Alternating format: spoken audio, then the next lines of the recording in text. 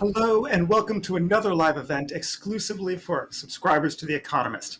I'm Kenneth Cukier, the paper's deputy executive editor, and we're here to discuss the impact that artificial intelligence will have on all aspects of the economy, society, and life. Now, of course, AI is not new. The term was coined 70 years ago, and The Economist has been publishing cover stories about it for the past decade. But what is new is that since the release of ChatGPT last November, which was basically a year ago, the potential of generative AI and large language models is now part of the public conversation, much like the internet after 1995 and smartphones after 2010. The investment has been huge. In the first half of this year alone, more than $40 billion in venture capital has flowed into AI firms. Now, in our previous digital event on AI in May, we looked at how the technology worked and why it mattered. Today, we're going to explore it a little bit more in depth in terms of the impact it's already having in many domains and where it may go in terms of business, politics, and the sciences, and what we can expect in the future. Now, to discuss this, I'm thrilled to welcome many of my colleagues who've been responsible for our coverage, and that's Abby Bertix. Hello, Abby. Tom Lee Devlin. Tom, and Arjun Ramani. Hello, Arjun. Arjun's dialing in from Turin today. A lot has happened since we last spoke together in May, and it feels like almost a lifetime ago. Let's get a quick roundup from each of you. What is the most intriguing thing that has captivated your attention about AI since then? Arjun, why don't you start? Well, thanks, Ken. You mentioned I'm in Turin, so the reason I'm here is for Italian Tech Week, and I had the chance to interview Sam Altman, who's the CEO of OpenAI, yesterday on stage, and I think when you asked what's the most intriguing thing, I would have to say it's the drama around the key figures and frontier model creators in this unfolding AI race. So I'm thinking of OpenAI, I'm thinking of Google DeepMind, Anthropic, and a few other labs. And they're just moving incredibly fast, right? So, every week there are new announcements that are happening, and you think you understand the market structure, you think you know where things are headed, but then things change. So, as an example, OpenAI, they're partnered with Microsoft, right? Microsoft is their biggest investor, has put in around $13 billion into the company. But now Microsoft is starting to look like a competitor to OpenAI. So on their cloud platform, Microsoft Azure, you can actually access Meta's model, Llama. And Microsoft is starting to develop its own smaller models inside of it. So that's just one example. Another one that's sort of funny is Anthropic, which was founded by former employees of OpenAI. They had a serious partnership with Google, had accepted about $300 million in investment. But just earlier this week, they announced a $4 billion investment from Amazon. This whole space is just evolving really fast. And just the last thing I'll mention here, one thing that Sam mentioned in our conversation was that he was surprised that no one had actually caught up with OpenAI's best model, GPT-4, even though it had been trained over a year ago. But we have reports suggesting that Google, they're training this model called Gemini that's supposed to be multiple times more computationally intensive than GPT-4, and it's supposed to be released in the next few months. So maybe that'll finally change. So the basic point is things are changing really fast. There's a lot of excitement, and that's been keeping my attention. Fantastic. Tom, what about you? Yeah, I think from my perspective, what's been really fascinating to watch is just the amount of experimentation there has been in recent months among businesses using this technology. So pretty much every one of the major, what I like to call tool makers of the knowledge economy, so companies like Microsoft and Adobe and Salesforce have come out with AI-based features for their products. We're also seeing this kind of Cambrian explosion of new startups providing services like legal chatbots and virtual doctors based on generative AI. And we're also seeing more established firms, whether that's Bloomberg or McKinsey, building their own applications and fine-tuned models using their proprietary data. So there's a huge amount of experimentation going on, which has been very, very interesting to watch. Abby. I'm really interested in what the large language models themselves are. And there is the trend, like Arjun mentioned, of, you can get these models to get bigger and more powerful. But what I'm really interested in is this trend toward smaller large language models. Large language models that might be very good at a specific task, but it's smaller. Because right now you have, ChatGPT, GPT-4, it's trained on thousands of computers. It has to run in a database. But imagine if you could have that on your phone or on your computer or in your fridge or something like that. So this kind of research effort to try to condense these things and make them manageable and small is really, really interesting to me. And then one other thing that I'm really fascinated by, and I always have been kind of as a linguist and a computer scientist, is hallucinations. So they're a big problem for a lot of business cases because you don't want a large language model just spouting complete lies and complete nonsense. And kind of you want to be able to, verify the truthfulness of a model. But when you start to look into it, it's really hard to determine what is hallucination and what isn't, because everything that the models, everything that they generate actually is a hallucination. Like there's no categorical difference between a true statement and a false statement. So there's multiple ways. There's kind of like the theoretical way of looking into this, trying to figure out, like what truth is and how do you instill truth in these models. And then there's also other sorts of architectures that you can embed these large language models in to try to make sure that they're more grounded in the truth and might give you an answer that's actually helpful. Now that's very interesting. You've actually thrown a lot of red meat to all of us. We're going to go back to hallucinations when we talk more about the sciences and about the shortcomings of AI. But I want to make clear for everyone, just to remind us as a panel, remind the audience, that AI, of course, has been around for a while, and therefore, for example, there probably already is AI in our refrigerators.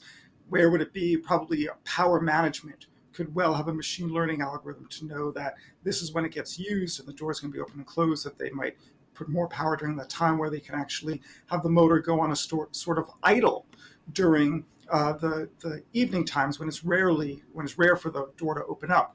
Now, if that's not happening yet, it will happen soon, because that was what the Nest thermometer does, and that's what Kyoto toilets do in Japan when they warm the seat versus not. So AI itself is going to be everywhere. And we're sometimes going to be talking about AI, and we're sometimes going to be talking about generative AI, which is a category of AI. Let's actually look at that domain right now of generative AI in business and look at it from a high level. Arjun, since you've been thinking about this very deeply, you just interviewed Sam Altman of OpenAI, the company behind ChatGPT, and you've written a lot about how the company itself is beginning to act less like a laboratory or a research department and more like a real company. In fact, as you noted in your article, they're on track to make an annualized $1 billion in revenue over the next, in this period, as opposed to just 27 billion in the year prior to ChatGPT being launched. So they're now a tech grandee. Incredible. Who else is chasing after them, and how are they going to fare? Ken, I should just note that Wall Street Journal reported just a few days ago that OpenAI is now trying to, sell some of its early employees' equity at a valuation of around $80 to $90 billion. So they think they're even more valuable than their last fundraise. We'll see if that actually happens.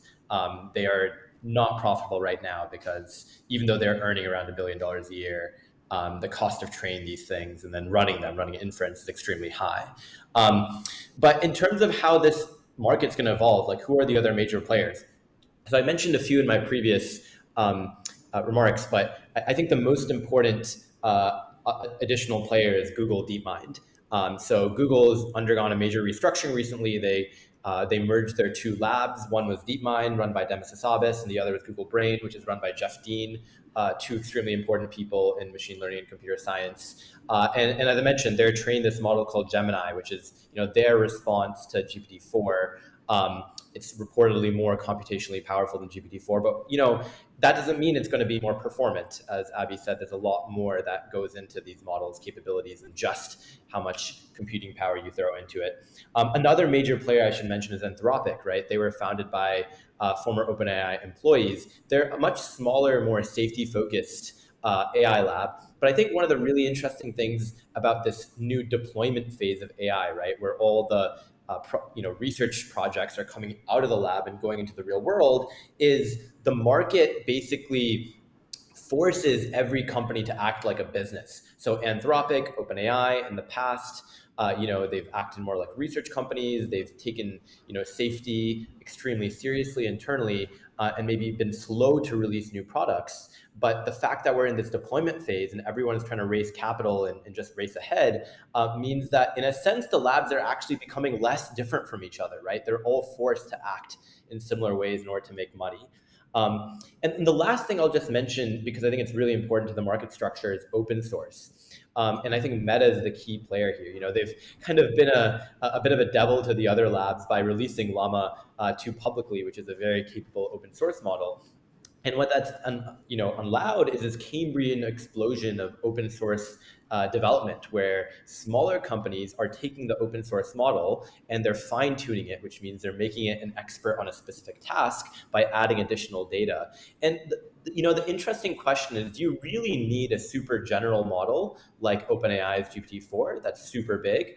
Or are most business use cases pretty specific and particular? If the answer is the latter, then it's very possible that these open source models that are fine-tuned could actually be extremely competitive. And I think what we're seeing in the market is a diversity of different use cases and models that are kind of coexisting among each other. Now, Arjun, let me probe this just a little bit. Explain exactly what you mean by an open source model. When we have the model that is open source, what does that mean for a company? What does that mean for a user? And of course, there's still constraints like chips and data, but what practically happens when the model is made open source? Absolutely. So what are these models? They're really just a bunch of numbers. They're weights. And these numbers, these parameters, that's when you put in a request into ChatGPT, you write some task, you say, hey, ChatGPT, tell me how to build a car. It's taking that text and it's feeding it into the model, and an output comes from the other side. That's the response. And those parameters, those weights, when a model is open sourced, that means the weights are public. The numbers are online in some file that you can download and you can play with. You can look at it, right? So that's what open sourcing means. It means that you can actually play with the raw ingredients of the model. With OpenAI's model, for example, they're not open source. That means that you have to access them through what's called an application programming interface, or API. And so basically you send your data to OpenAI and they give you the response. They don't let you actually look at the raw ingredients. And so that means the level of control you as a startup or a developer have over how the AI responds is much less. So that's the reason why a lot of developers, they prefer the open source models. And one thing to be clear on, just because you have access to the ingredients, the raw weights, that doesn't necessarily mean it's actually that easy to work with. As you just mentioned, Ken, you still need computer chips, computer power to actually run inference, which is the technical term for getting a response from the model. And so with smaller models, you might be able to do that on the hardware that's inside your laptop computer. But with very big models, you'll need very specialized chips. They're called GPUs, graphics processing units, and not everyone has those. And so open source comes with advantages, but also trade-offs. Perfect. That's really helpful. Now, Abby, let's pick up exactly on where Arjun ended, on the constraints of these raw materials or the ingredients of artificial intelligence, the chips and the data. Where are we in terms of the model builders? Are these going to, right now it's constrained, how long will the constraints be, and what's being done to lift those constraints? There's two main constraints to these models. It's the data and the compute. And there are actually some pretty astonishing numbers that I found recently. So a research firm called Epoch AI, they estimated that the amount of computing power necessary to train these models doubles every 6 to 10 months. And if that continues holding, that means that training a model will cost $1 billion in 2026. And that assumes that you're able to find the GPUs. I know that small startups, smaller companies are having a lot of trouble accessing the GPUs and finding the GPUs. Obviously, there's a huge kind of rush right now towards everything AI. And even though, you have models in the cloud, you have models being trained somewhere in a database, in a server room somewhere, you still need the physical chips, and those are being manufactured. And the second kind of constraint is data. And getting good data is definitely something that we're quickly running into limitations on. You'll often hear that GPT-3, GPT-4 was kind of trained on the entire internet, whatever that means. And that's essentially true, but what that means is that there's not a lot of good quality data left. Like if we wanted to double, triple, tenfold the amount of data that this is trained on and make sure that it's good quality data, there's kind of, I think that's going to be where the next like big research push is. Like, how do we leverage the data that we currently have? And how do we make sure that we are collecting and cultivating good quality data in the future? So, Tom, let's flip it to you. Abby has told us about the constraints of compute and the constraints of data. Investors don't like constraints. Well, some do, of course. It creates a moat and got a barrier to entry. Others are a little bit frightened by it because it just means your costs are going to be so much higher that you might not get paid back. So how do investors size up this opportunity when they see that the fixed costs of AI startups are far higher than basic software startups? I suppose I might have a somewhat contrarian view on this, and certainly there is an argument floating around that because the cost of building these models is high, compared to many other software development endeavors. And Abby was talking there about the cost of purchasing chips, increasingly companies having to purchase data to get sufficient quantities of it. There's an idea that will mean this will be a market that will kind of tend towards a more oligopolistic or even monopolistic structure. And I'm a little bit skeptical. I mean, Abby was talking there around models costing about $1 billion to build by 2026. I mean, if you put that into perspective, Tesla is building a gigafactory in Texas at the moment that's costing about $10 billion. In the semiconductor industry, you have factories that cost multiples even of that. So I think money will keep pouring into this industry as long as investors believe that there is a big return to be made from generative AI. And I think right now they do. Just the other week, I reported on a research lab in Abu Dhabi that is building or has actually recently released a new open source model that by some benchmarks is as powerful as Meta's Llama 2, the model that Arjun was mentioning there. And they're planning to actually commercialize that model later this year. And if you think about the Emirate of Abu Dhabi, it has sovereign wealth funds with assets of around $1.5 trillion, so pretty deep pockets. What I do think you will start to see, though, is that the kind of investment threshold for model development will start to pass what is kind of within the comfort zone of a lot of venture capital firms. And I think what that means is you will start to see a lot of money moving actually more towards the applications that sit on top of these models. So some of the things I mentioned right up at the start of the discussion, things like legal chatbots and virtual doctors.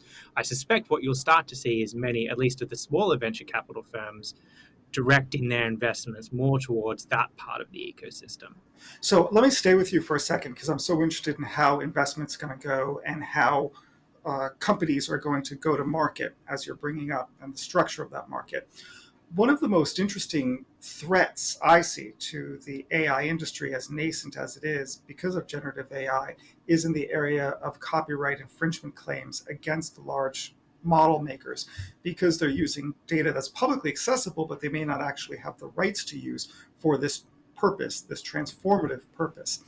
It seems to me like a legal gray area, but it's a very rich one. And the history of technology is very adverse to the large technology companies, because when it came to, for example, the player piano as a technology versus sheet music industry was able to create a whole rights regime around that secondary use or derivative use of their product. And we've seen that again and again, including with the modern film and entertainment industry used on streaming services, obviously.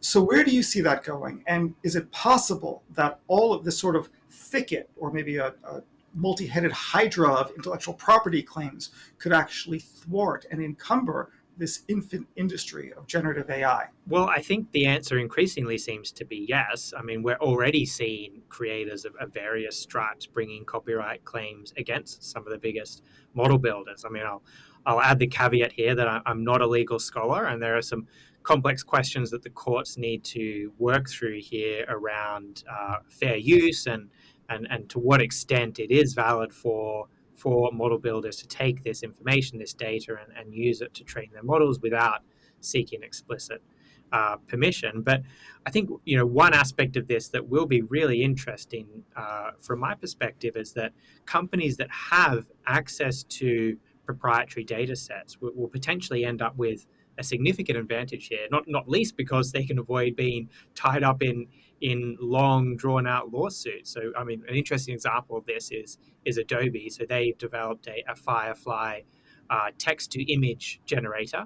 It's the name of their product, and they've built that by training it on their own archive of stock photography, so they haven't had to trawl through the internet and use images that they don't have prior permission to use. And I think that will be a significant advantage for them. Let's stay on intellectual property for a second, because we have a question from one of the subscribers who's attending the session named Erin, who asks, how will intellectual property evolve in the age of AI? Patents must meet a requirement to be novel to be granted. Will the age of AI change the definition of novel if the proposed invention can be produced through an AI prompt? Who would like to answer that? Arjun, is this something that you've been thinking about? It's hard to say, so a bit of a waffling answer here. I mean, another criteria for a patent is what they call non-obvious. So if we ever do get to a stage where you can just say, hey, GPT-10, give me an innovation that solves this rare disease, maybe that's no longer non-obvious enough to be granted a patent.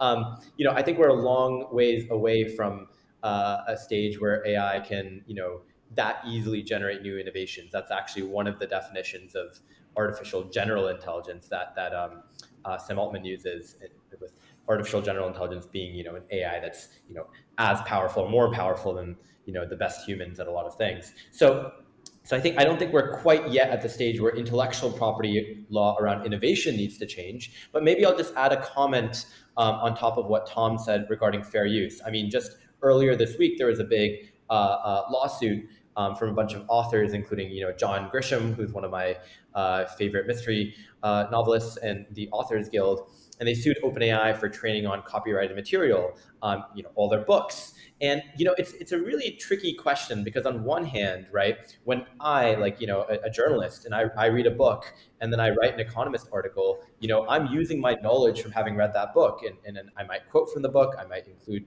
summaries of it and so forth. And in a sense, we think that's fair use. And in a sense, the model is not doing something all that different, right?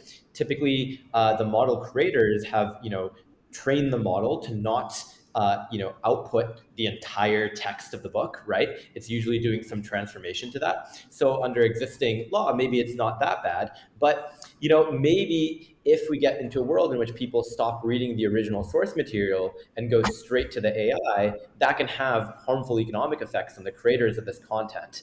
And so I think in that world, maybe we need an entirely new market structure, in which case courts won't be enough. You need legislation around, how do we establish a data rights or data ownership regime? I think it's a really tricky question. I don't think economists, legal scholars have really had good answers to this yet. Probably what will happen is different countries will go in different directions. We'll get some natural experiments, and eventually we'll find something that societies are okay with, but it'll be very disruptive in the process. Okay, let me take the question of market structure and put it to one side for a second. And let me just simply see if I understood what you said correctly. You don't think that artificial intelligence is yet at the point in which it's going to be able to create innovations that are patentable. Is that right? Well, it's used as a tool, right? So, and I think Abby can chat more about yes or no. this. I want to go to Abby about this. So, but I think that's what I heard you say. That's what you said. Is Yeah, that I don't correct? think we're yet at a stage where AI by itself, just from a prompt, can produce a new innovation. I think it's that'll eventually happen, but not yet. Let me take, I agree with you when it comes to a prompt. I disagree with you entirely when it comes to AI, qua AI. Let me take that baton, or red meat, and pass it off to Abby and shift the conversation a little bit to innovation and eventually to the sciences. But Abby, let me ask you, since you've been thinking a lot about how new discovery and innovation is taking place using this new tool, power tool of AI that exceeds the human abilities to conjure up ideas and to understand them, to create new knowledge and pierce the frontier of what's known. do you think that AI is going to be flooding patent offices around the world with innovations? I mean, as it currently stands, no, I don't think so, not yet. I think I agree with Arjun here in that AI is still, it's a very, very powerful tool. And you're right that it can do things that humans cannot do, but like, so can the microscope, right? Like the microscope allows us to see things that we would not be able to see with our eye alone. The telescope lets us see things that we wouldn't be able to see.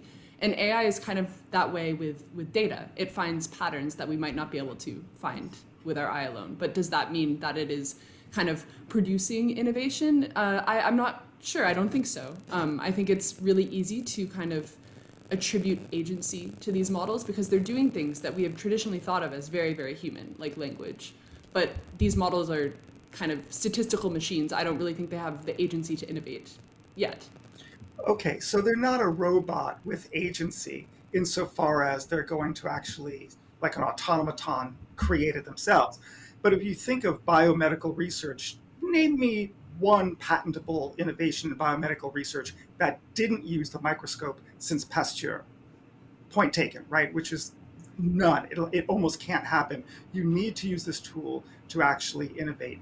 And I would presume, because patent offices have been dated back several centuries, that we saw a huge spike in patented innovations or innovations that have sought patent protection after the microscope came about, just because it allowed you to come up with new theories and come up with new knowledge.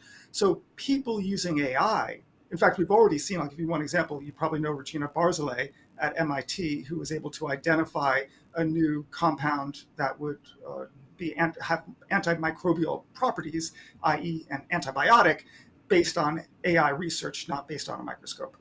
So I'm so surprised to hear that you both are more sober about the potential rather than enthusiastic as I am. But let's stay on you and talk about how you reached that sober conclusion and responsible and moderate conclusion by thinking a bit more about your research into the cover story that you did a week or two ago on science and AI. Let me start with this. AI and science, evolution or revolution? I think this might be controversial, but I think it's still an evolution.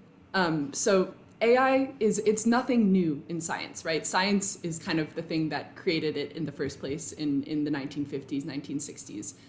And since then, it has kind of evolved. I think AI and data science are kind of synonymous in sorts. Like when we're talking about AI, we're not talking about, some creature who's doing things beyond human capacity. We're talking about a data science statistical tool, which is able to do incredible things, right? Like, Ken, you were talking about Regina Barzilay, and her team at MIT discovered a new antibiotic using AI. But it's not like she went up to this, person and was like, hey, AI, can you please discover this antibiotic for me?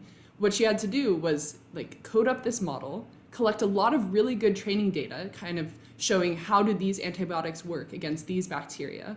And then she used the AI not to find the new antibiotic, but to kind of narrow down the possibilities, which later then she was able to test in the lab.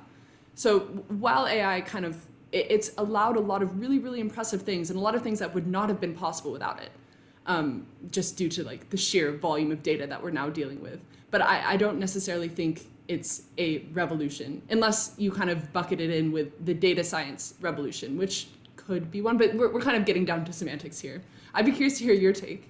If you really do want to know my take, it's going to take an hour, but I endeavor for everyone to simply open up a beer and listen. No, before I actually take that challenge, what I want to do is turn to our audience that's listening. And although sadly we can't actually do a poll, we don't have that feature yet embedded into our Zoom system, it could be very interesting, at least for me, and I think for the rest of the panelists and for you as well, the audience, to hear what you all sort of think. So what I would suggest is go into the Zoom Q&A function right now and just write one word, evolution or revolution. And we have, as you know, we have a team, and they're going to informally try to identify who's winning. Does the majority of our attendees think it's one versus the other? For myself, to answer your question, I actually think it is a revolution. And the reason why is that the scientific method born of humanism and the Enlightenment, presumed that human knowledge was the foundation of all that is in the world, that we were going to strip away authority based on faith to one that is replicable and that we could use data to, or in case mathematics, to understand that all of nature can be written in the language of mathematics, as Galileo put it. And when he said first, observe first and then analyze, the birth of the scientific method. And the scientific method has changed over time in many, many ways, but at its core has been human cognition to come up with hypotheses, and also human cognition to try to understand why, i.e. divine causality, so that you can predict the world and then for no new knowledge. Those two issues of hypothesis and causality go away with AI because we now have a technique that exceeds human cognition in terms of reaching out into the world to generate hypotheses, and also trying to understand the findings in a way and make inferences about it, either at a speed, scale, and accuracy that human beings can't attain. Now, that's not the final word. That's controversial. I'm sure my three panelists might disagree with me. And if you do, please take it away. I mean, I think maybe the synthesis of your and Abby's positions is, I think Abby's probably closer to where I land in the short term, and your position is closer to where I land in the long term. I think to get to AI capabilities at the level of genuinely original hypothesis generation, and then abilities to actually test those hypotheses in a relatively autonomous fashion, I think will require new fundamental advances in like the architectures we're using for AI. And the reason why is because actually you get this from video gaming, right? Where Abby mentioned earlier that we're running out of data on the internet to make these models more capable. And if you look at video gaming, that's a place where we've been able to get superhuman performance using what people call synthetic data, right? So if you play chess or you play Go, which are two games, you can have AIs play against each other, and then they reach superhuman performance. We haven't been able to achieve that in many other domains because usually the dimensionality or complexity of the real world is much harder than like a video game. So for example, if you look at self-driving cars, we actually haven't been able to use synthetic data. We've had to actually deploy the cars in the real world, collect new data, and incrementally, improve our models and ad hoc, add additional capabilities on top of them. I think in science, the question is, can we get to something like synthetic data where we can do simulations and model the real world, the real physical world, where we need to, gain scientific insights and do that synthetically, right? Completely self-contained within a machine. And then that lets you get that exponential progress. I don't think we're quite there yet outside of some certain narrow domains, but we eventually could get there. Very good. Tom, do you have any thoughts on this debate? I mean, we're going to go to you in a second. I'm going to give you the last word on this and then flip to you for examples. But Tom, you've been thinking about this in the case of business and the economy, but the sciences is also not outside that sphere. Do you have any thoughts on this debate? Well, I mean, I will just start with the caveat that I'm very much not a scientist. I am a humble business journalist. So as a observer from the outside, I think my perspective on this is there is a huge amount of hype right now in AI, and I think that there is part of me that suspects we are going to see some of that hype fizzling out in the year ahead as some of the disappointments start to rack up. I think there is a lot of optimism around the world-changing impact that this technology could have in a variety of areas, including science, but also including the economy and boosting productivity. But it remains very early days, and I think there is still a lot of room for disappointment ahead. A pessimistic note. That's the last time I'm going to ask you a question about the sciences, Tom. You completely disappointed me. Here I was hoping to get some buttress on my wild speculations. Abby, you're the responsible one. Bring me down to earth. What is your response to this? Well, I would just say it's really tempting to kind of wax poetic about, AI being superhuman and changing the way that innovation is done, changing the way science is done. But like when you get down to how it's actually being used right now, it's kind of boring a lot of the time. Like you have a data set and you're trying to find patterns in your data and you're running an AI model. And a lot of the results of AI are incremental. Like if we're talking about hypothesis generation, which is something you mentioned with regards to the scientific method, that sounds really, really exciting, right? Like say you could feed in the entire scientific literature. No human could ever have a chance of reading that, but a machine could. And if you were somehow able to train a large language model on the entire, like all of scientific knowledge, put into the written word, and then you were able to ask it to generate hypotheses as to what will happen next, what will be the next new discovery, what materials might be good to look into. Like this sort of stuff is happening, but we're not sure yet how kind of disruptive or how innovative these new hypotheses that are generated will be. So there's the potential that they could be completely disruptive and, the machines have been able to find patterns that humans never were going to be able to, and the world has changed. But there's probably a way more likely scenario is that it's going to give us incremental change. Like I was talking with a CEO of a drug development company, and he said that a lot of the generative AI for making new molecules kind of just, rather than generating a completely novel molecule that does something really cool, it takes a molecule that's out there, changes it very, very little, maybe like adds a bond, adds a hydrogen atom, and then it's there. So it's kind of like an incremental change, really close to the knowledge that we already have, kind of, remixing words that we already know, rather than kind of something wildly on the frontier of what we didn't even know we didn't know. But even though all the words that I'm saying are pretty pessimistic, I'm still pretty optimistic about it. I think it's really interesting, and I think like the next few years we'll really see like how this new wave of generative AI will be used. Okay, I think there's a way to square the circle, which is we're having a furious agreement. Of course, the truth is somewhere in the middle, and ultimately it's a game of semantics, right? Evolution or revolution. Let me make a final point for why it's such an interesting and complex issue. This idea of an incremental improvement, it sounds great, but when you soup it up a millionfold or 100 millionfold, what looks like an incremental improvement is actually something quite radical, because it's not something that could have happened any other way. There's the company Recursion Pharmaceutical and Zymergen that are using AI both to make these small little permutations, use sort of robotic pipetting in a wet lab, using vision recognition to identify what the effect of a new drug with slight changes and permutations are on the cell sample. And then based on that, as an evolutionary algorithm works, changes the permutations of the hypothesis to make it slightly different where it works a little bit more versus pruning what doesn't work quite as well. And by souping it up and getting 1 million human lab hours in the space of 2 weeks, they've been able to develop, actually those aren't the right numbers, but it's evocative of the right numbers. They were able to get drug candidates and bring it into the regulatory pipeline for approval. So I think we're actually agreeing in an interesting way. And I have the conclusion, the answers of the audience, which is mostly evolution. So I'm going to now retreat into my corner and accept that my colleagues who actually do the reporting are in the vanguard. Let me just simply ask to close our section on sciences, a domain that we've been writing about a lot in The Economist, but we actually haven't talked about yet in terms of the sciences, which is basic replication, that we will be able to use AI to simply take what we think we know as research and actually check if indeed it is a strong finding or not. Abby, have you looked at that issue? So I've looked briefly at replication, and there's kind of two sides to this coin.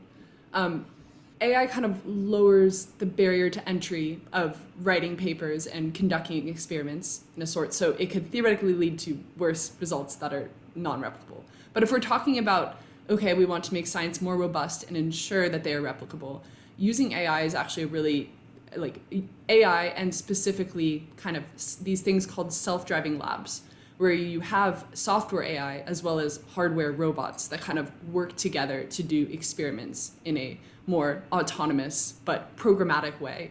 That will go a huge way towards reducing the replicability crisis.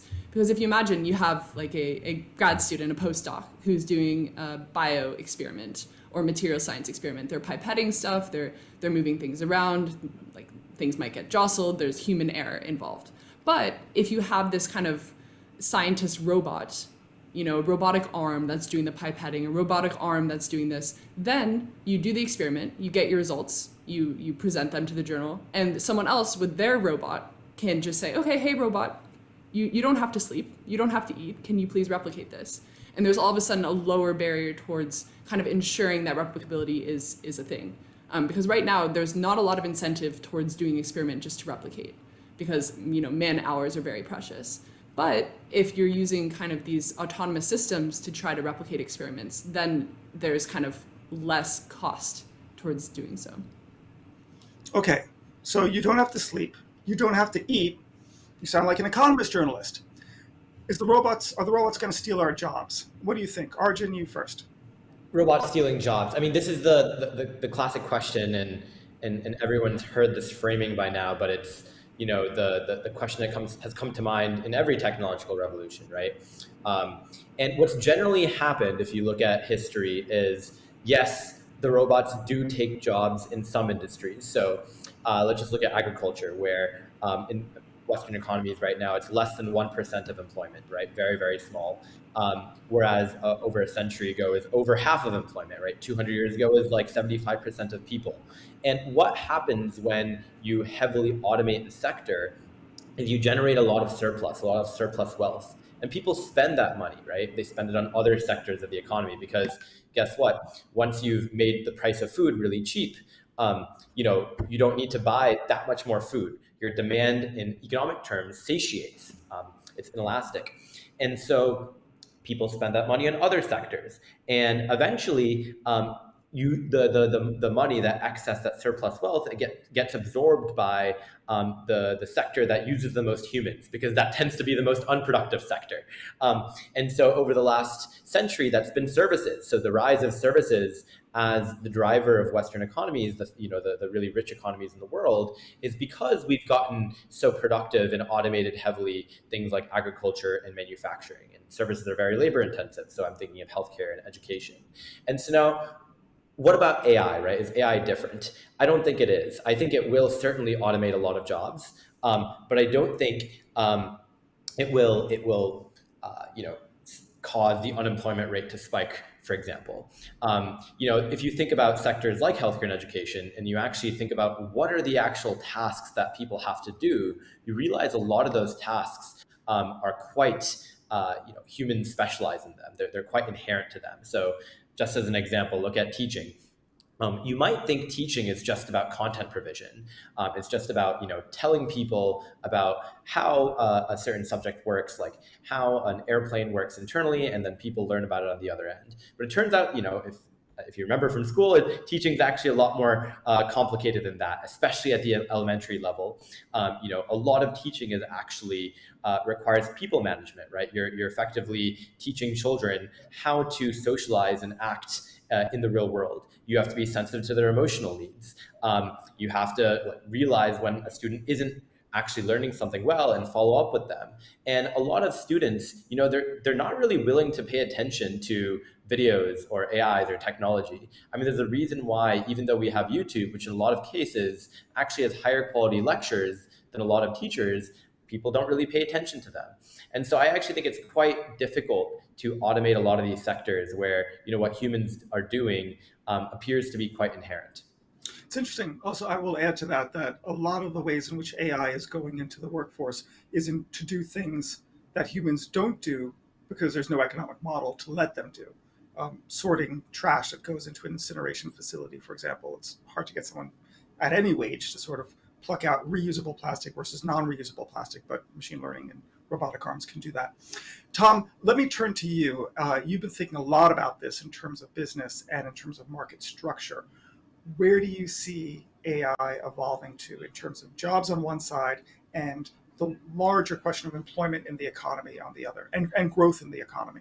Just picking up on some of the points that Arjun was making there. I mean, I think fears about the automation job apocalypse have a long history and come and go in waves. You had a wave of panic after the Second World War, where you had sort of wartime mechanization being brought into sort of the civilian world. You had another wave in the 80s when you had early industrial robots and the kind of the first spike in interest around artificial intelligence. You had another wave in the early 2010s when machine learning was gaining traction, and we're back in another wave now.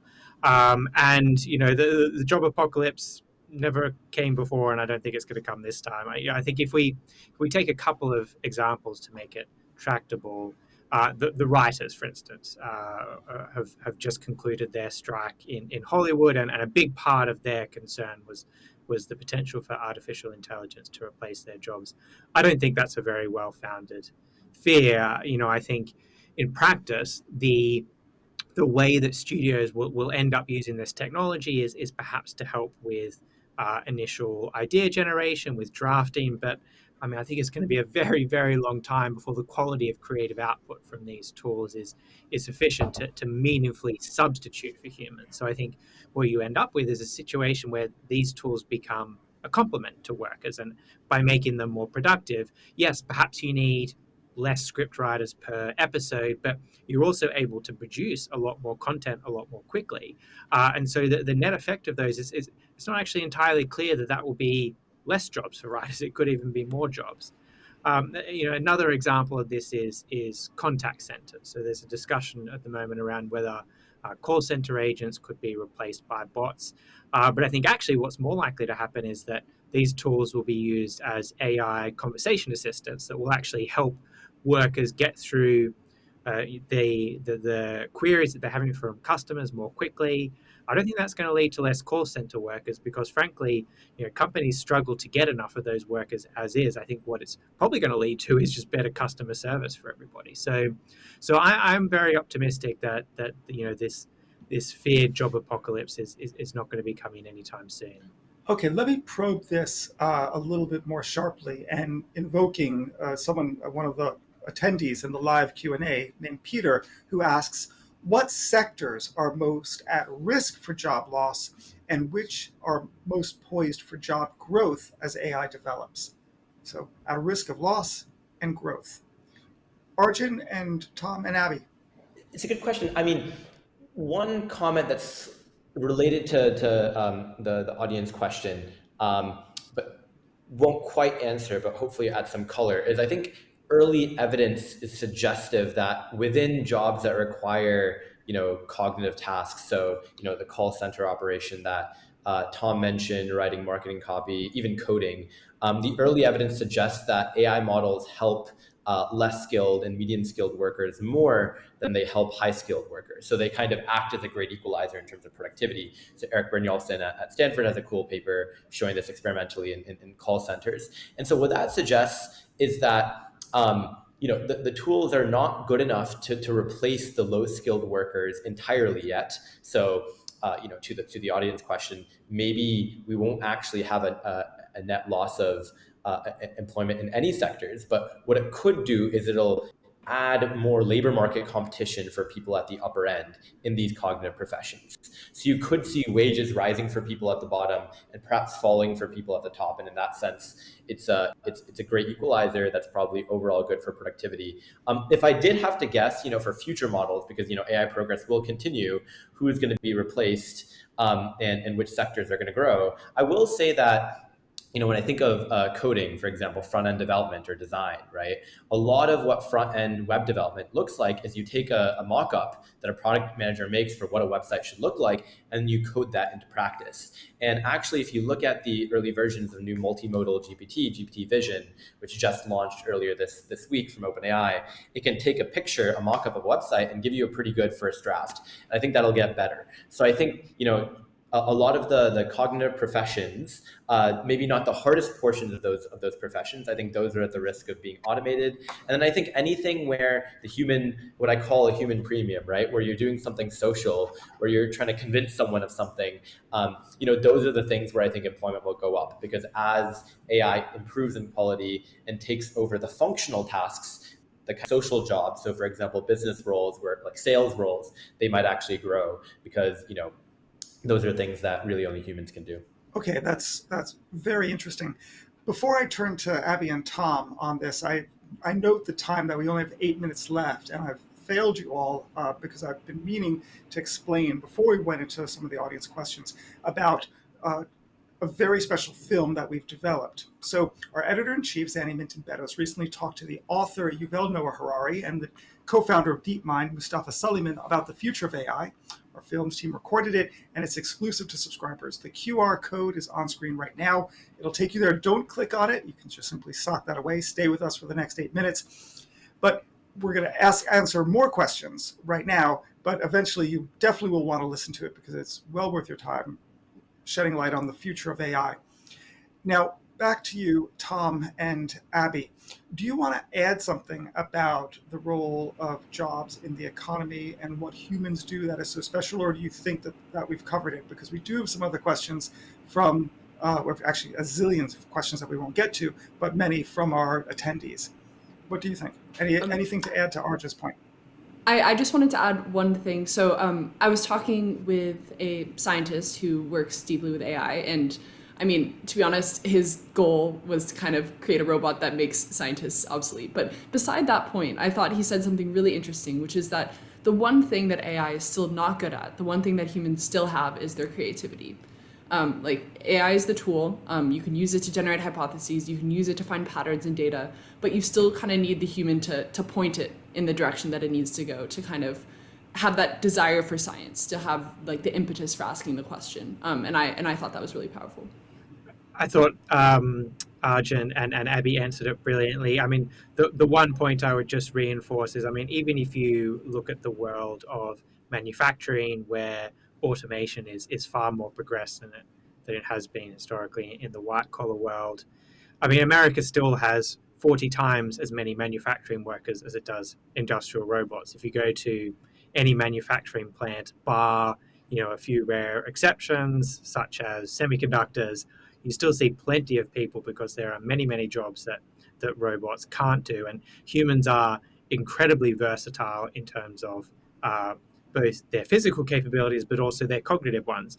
And so I think that, there is still lots of potential for humans to work alongside this technology, not be replaced by it. Let me shift gears a little bit in the interest of time and go to the question of misinformation. We've received a lot of comments in the Zoom Q&A on misinformation because of large language models and ChatGPT. And it raises the question, what's going to happen in elections in 2024? Some 4 billion people around the world are going to be going to the polls to vote for leaders. And let me turn first to you, Arjun. You've recently written about AI and politics, and where everyone is very pessimistic about it, you don't share those concerns. What is your argument? Why not? It's a good question. So I think the first thing to start with is there have been something like close to 40 national elections since Stable Diffusion, which is the open source image generation model. You type in some text, you get an image. Since that was publicly released, we've had about 25, maybe 30 now elections since ChatGPT was released around the world. And if you look at the evidence from those countries, we don't actually have evidence of a misinformation apocalypse. We don't have evidence of deep fakes that are spreading en masse and tricking a lot of people. I, with a colleague of mine, Idris Kloon, we came into this reporting project. We wrote a cover story on AI elections, and we were actually more pessimistic coming in. And then when we came out, we were like, actually, you know what? Maybe things are not going to be as bad as we thought. And there are a couple of reasons for that. So number one, and maybe this is the kind of not so nice reason, which is we're already flooded with misinformation. And it's not that costly to produce misinformation. It's actually pretty cheap, especially with text. And if the bottleneck to misinformation is not the cost of production, and if what AI changes is the cost of production, then maybe you're not going to actually get that big of a change, right? So maybe the problem's already bad and AI is not going to add too much to it. And that's part one. I think the other part of it is, it is always, as mentioned before, it's always been possible to produce fake text. You just type it, or people do that on social media all the time, right? But what's changed now with diffusion models is the ability to create fake images and soon fake videos. And we already have fake audio where you impersonate someone's voice. And so we are going to go through a learning period, right? And we are going through that learning period right now where people are realizing they can't actually trust any random image that's shared with them on the internet or any random video. And there have been multiple instances of this, right? For example, the DeSantis campaign, they actually did a deep fake of a tweet by Trump, and they put it on Twitter, and it went viral. But people quickly realized this, right? So for example, the Chicago mayoral election this year, Paul Vallis, who's a candidate, was impersonated in a deep fake, and pretty soon people flagged it, and actually within hours it was taken down. So I think, we're going through this learning process where people realize they can't just trust images and videos anymore. It'll be bumpy, just like any new technology is, but already there are signs that people are learning. And then if you look internationally outside the US, it suggests that actually societies are quite resilient. We are really up against the time. So Tom and Abby, let me take the origin of that question, misinformation and pessimism versus optimism, and turn to both of you for a final word on whether you're leaning pessimistically or optimistically on AI in the next few months and the next few years. Specifically, many people are thinking that it poses an existential risk. In Britain, they're going to be hosting an intergovernmental meeting at Bletchley Park, the famous Bletchley Park where Turing did decrypted the German ciphers, on the issue of AI safety and AI risk versus all the huge potential. Maybe not quite as revolutionary as I claim, but still very positive. Between these two poles, where do you sit, and what are you looking at in the next several months and several years that you think is the most interesting for you? Abby, why don't you go first? Well, I think asking about existential risk, I think that we are facing far greater existential risk than AI, and I think that, especially as applied to science, it actually has the power to help solve some of our the biggest existential problems that we're facing right now. I know there's a lot of good work being done on climate modeling and climate change, trying to understand and model that using AI. So I'm not super optimistic that it's gonna fix the world, but I'm also not super scared that it is gonna destroy us all. And looking forward, in the next few months, what I think will be really interesting, especially with regards to generative AI, is as these models become more multimodal. Because for now GPT-3 was text, GPT-4 there was text and some pictures and some code. And as it begins to assimilate lots of different types of data, how the abilities of these models will change.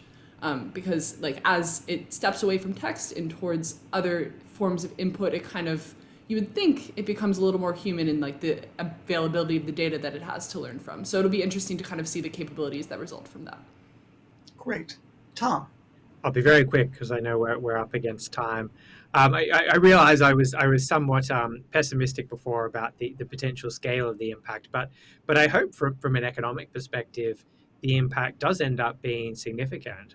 Because if I think about the economic challenges that we have in the decades ahead, I think the bigger problem is going to be not a lack of jobs for workers, but a lack of workers to do the jobs that we need doing because of an aging population. And I think what we need right now is productivity enhancing technologies to drive more output from the workers that we have. So, I am very positive about the potential impact from AI if we can work out how to make sure it's fully leveraged by businesses.